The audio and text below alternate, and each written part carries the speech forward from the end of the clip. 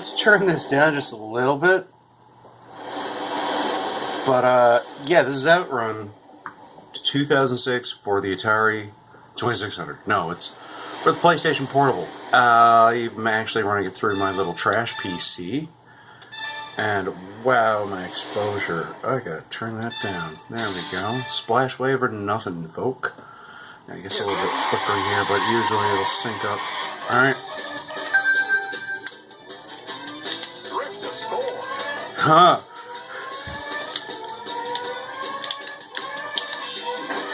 Oh, it's hard when I got the camera like this.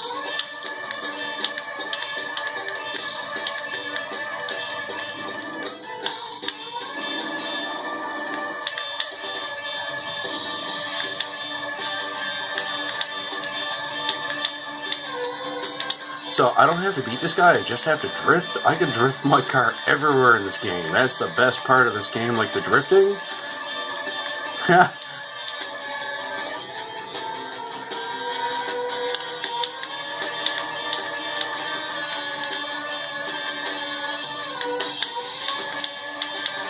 Yeah, Daddy can drift.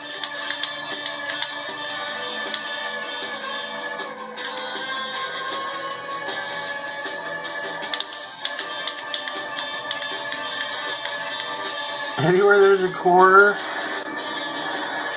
See, and the cool thing is, you start up enough speed when you go into a corner, you can drift in early if you want. This thing sometimes steers with the gas pedal. Oh no, I missed that one.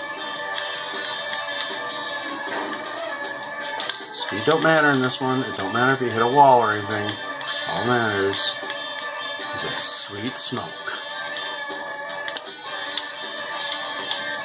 Playing this with the Xbox 360 controller versus a PSP is odd because I also have this game on the OG Xbox and I play it a lot on my CRT. And oh no! You gotta be on the asphalt. You won't get any points without it. I'm talking away, see, and I missed it. I haven't played this track in a while, but yeah, back to that. OG Xbox, the controller plays like this, and I just beat him by over 30,000 points. Wow. I could have been better, I guess. I hit a wall. But, now using PPSSPP, I'm using this Rock Candy Xbox 360 controller, and it feels a lot like an S-type controller. And, no, I'm happy with my score. And, yeah, it feels pretty decent. Race the Rivals again. Being, able to... Fucking splash wave or nothing, boys, sorry. Let's move the camera a bit. Alright. I'm just pointing the camera at this because I don't have an HDMI capture device yet. That's the next thing in the works. Long story short, a lot of my stuff got upgraded and a few other things. You get a little bit of frame... I got the frame skip on this thing because... Get out of my way, asshole. It does lag here and there. Mark for here, Black of the Zill's a good friend of mine. He knows it. He emulates as well on his rig. I'm noticing that you don't have to have too much power behind this because this game uses OpenGL 1.0. That's a very earlier, like you're looking at like, I think OpenGL Quake uses that. The not the original Quake, but they re-release it running on OpenGL, and I think it only uses that. If that, but yeah, because these games are made like mid-2000s. These are like 15 years old now, so in PC terms, these would be like DirectX 7 games. But, you know, great, well done. Like, look at this game. Now, I like using this CRT because it just, the resolution looks amazing on this. And displaying in original resolutions doesn't look weird like you do on an LCD. I'm turning into like the emulation version of Corey and Troy from My Life in Gaming. But, no, it doesn't look like garbage. This looks like, I said it before in a post on social media, it's like a PS2 Lite for, oh yeah, Daddy liked that one. Ooh, but I still hit the wall. Anyway, yeah, the games play fine on this. I'm playing, I'm gonna put Saturn on this thing next. I actually finally touched a Saturn for the first time in my life this spring, this winter when I went out for a visit to see my friend Derek Ward and his wife, an old friend of mine, the original completionist. I said, never touched one before. I leaned in. Okay, I'm good. Nothing against the games. I'm actually going to start emulating them on here, but I might actually get that new controller that's out now, the USB one from Retro 8-Bit or whatever the frig their name is. They all got these just variations in names. I love these companies that do these products, but they all kind of just, what am I doing? This is not the drift. The problem is, if you start drifting early... Wow, let's retry this one.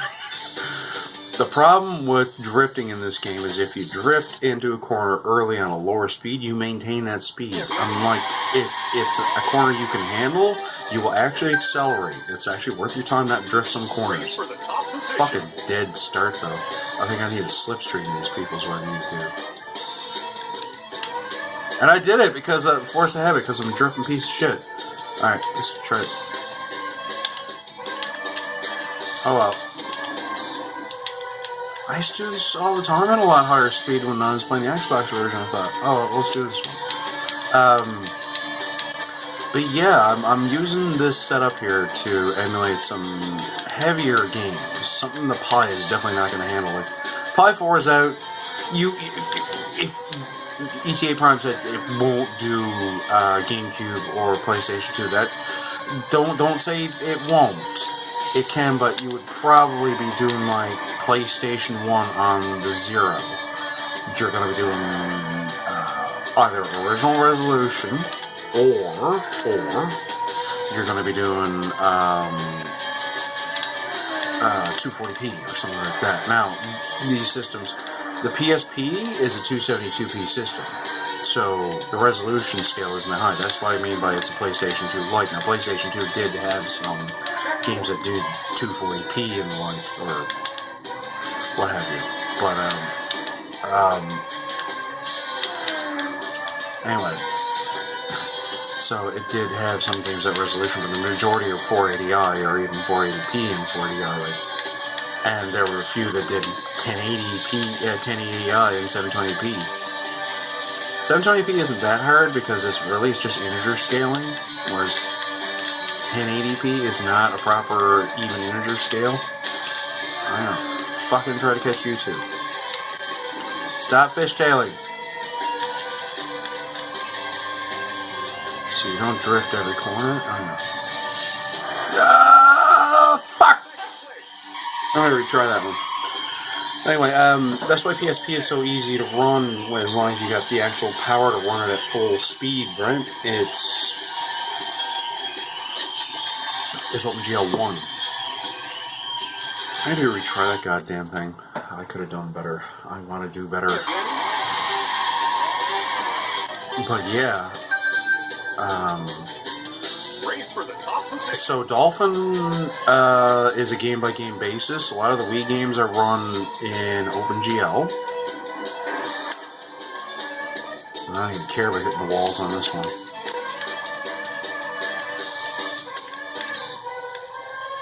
This one here you can actually just straighten out enough.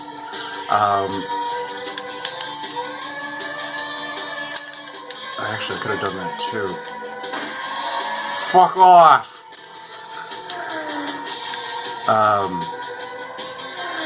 Yeah, so I'm using Dolphin 3, and Wii games mostly I'm using OpenGL. A lot of the games, besides that though, I'm using DirectX 9. I am playing on a game-by-game basis. The reason being, certain games have certain quirks, like F-Zero GX will run like absolute dog shit with anything other than DirectX 9, unless you're going to disable one of your cores, like the dual core enhancement they got for Dolphin. They really need to do multi-core enhancement. There are i5s and i7s now. Come on, devs. Because I could... A case in point, I have PSSX2 on this thing. And I run it in DirectX 9 mode, and it's okay. However, I run the games in software render, and they run at full speed, and just like they used to be. The reason being is that I have an i7-3537U running in this hardware, so it's actually like... Just go brute force. It's like, stand aside, puny CPU. Let the big boys handle this. Crack snuckles.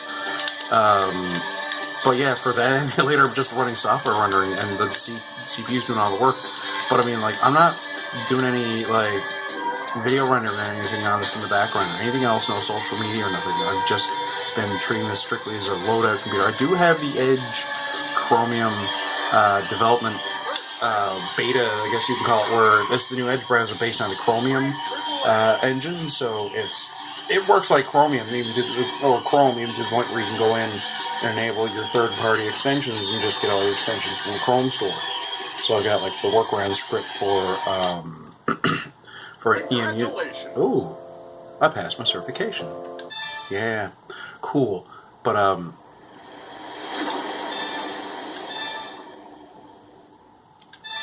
let's just get through this part here. Yeah, so yeah, I'm not doing anything else on this thing. I've got Redream, which runs beautifully on this. Redream runs beautifully on this, and the only thing it doesn't handle is the games written for Windows Compact Edition, or CE, or whatever the hell it is. Yeah, there's always Mark has slowed on that spot too. I think it's worse the distance draw or something like that. Depth of field.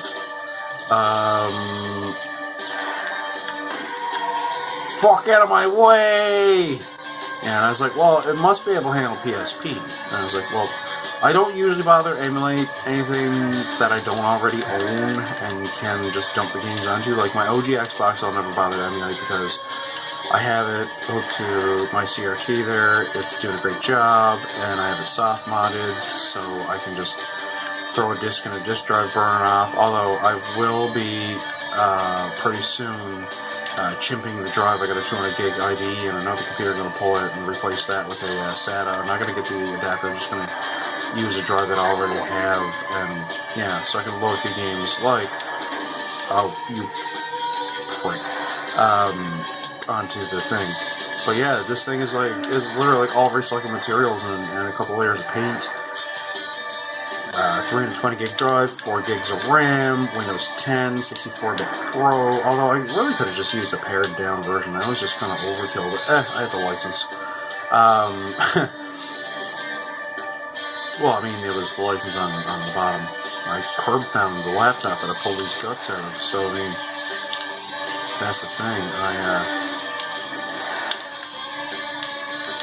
I didn't even think it was going to work. I just pulled it for its hard drive and RAM, and plugged it in, booted up. Wow. And I already had another power supply from salvage. So I had this stuff that's like a wafer material. It's a thin aluminum sheeting with, which is sandwiching this foam epoxy. It's used for signs. It's very lightweight but fairly tensile strength to it for like vinyl overlays and stuff. So I was able to just mill, drill, and cut that. And you could just score this stuff with a hobby knife and snap it. It's that easy to work with. I was able to use my drill bit on my Dremel like a mill, and I just had parts cut out where like I was feeding through the ribbon cable for. No, I'm losing my speed. You asshole. But yeah, I was milling out spots for like the pass-through for the ribbon cable for the mouse, because I actually saved the mouse from another Acer. They're both Acer laptops. I got all the parts from, and the power plug and all this stuff for the DC input. I was able to transfer the mouse from another, because I couldn't get the touchpad to release from the casing from what the guts this one came from. So there was a red one there, and I thought I was going to pull out a lot of stuff from that. Had like all that integrated RAM and all that shit, so the only thing that was good was the 500 gig hard drive, and threw that in a netbook that I had here. So there were some cleaner parts in it though, so I was figuring there's mainboard damage. It wouldn't even light up, so to speak. I'd say probably there's a split right in its fucking APU. These are both just left out in the elements during spring cleanup. But yeah, this one I pulled apart, it fired, and I formatted a drive with Windows 10. Just a 32 gig Toshiba drive that I had laying around, and yeah, it's working fine now. I've had to hop through a couple of hoops to make sure this thing performs right. For instance, you gotta actually use the battery section of it, because this is a laptop and it does have the inputs for. Oh, you prick. I usually do that corner good. I'm gonna need another puff. I usually you just go straight in your power settings and set your system to performance. Laptops are different. You gotta go into like the battery power settings and authorize that. So I gotta authorize for when it's plugged in. It's on performance. The battery pack's not connected to this thing. As well as I got all the proper Intel drivers instead of the Windows 10 drivers, as well as same thing for the mouse and that. But the CPU and the GPU, which is HD 4000, I've got the proper drivers for, and there's actually a extreme tuning, dicks, extreme tuning software from, oh no!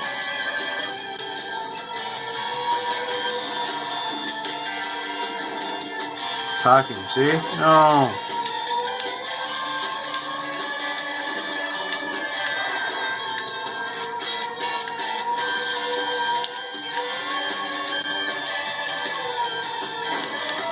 Anyway, that's that.